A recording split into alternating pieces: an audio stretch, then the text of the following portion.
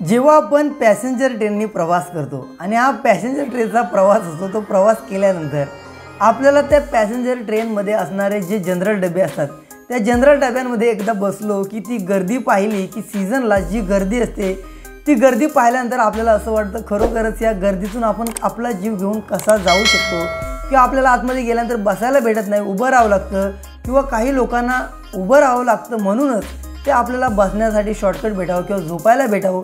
तर अशा प्रकारचे नवनवीन कारनामे करतात किंवा काहीतरी नवीन शक्कल लढवतात जेणेकरून त्यांना बसायला सुद्धा होईल आणि झोपायला सुद्धा होईल. काही वेळा असे प्रवासी असतात, असे काही नक्कल करणारे किंवा असे काही कृती करणारे किंवा नवीन काहीतरी शोधून आणणारे जे प्रवासी असतात ते काहीतरी नक्कल करतात किंवा काहीतरी कृती करतात, ती खरोखर पाहण्यासारखी असते. तर काही प्रवासी असे असतात ते ज्या ठिकाणी आपण बॅग ठेवतो, ज्या ठिकाणी आपलं साहित्य ठेवतो, ज्या ठिकाणी लटकवतो, त्या ठिकाणी असे प्रवासी झोपले सुद्धा आपण अनेक प्रकारच्या रील्स पाहिल्या असतील, व्हिडिओ पाहिले असतील.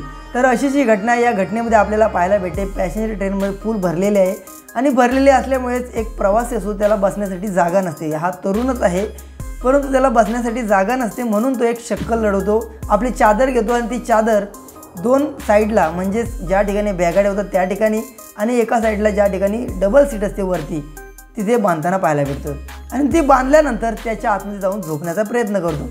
परंतु हा झोपतोय तोपर्यंत झोपल्यानंतर थोड्याच वेळात म्हणजे काही क्षणातच तो खाली पडताना पाहायला भेटतो.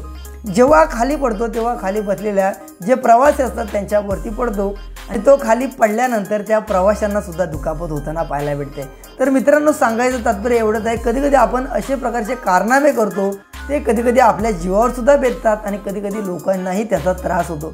म्हणून असे कारनामे करताना नेहमी अलर्ट राहा, सतर्क राहा, सुरक्षित राहा, काळजी घ्या आणि असे कारनामे करण्यापेक्षा त्यापासून लांब राहा, उभं राहून प्रवास करा. कारण तुम्हाला सुद्धा दुखापत होऊ शकते आणि इतर लोकांना सुद्धा त्याचा त्रास होऊ शकतो. तर या घटनेवर तुमचं काय मत नक्की कमेंट करा. जर तुम्ही इथपर्यंत हा व्हिडिओ पाहिलाच असेल आणि जर तुम्ही चॅनलवर नवीन असाल तर नक्की सबस्क्राईब करा.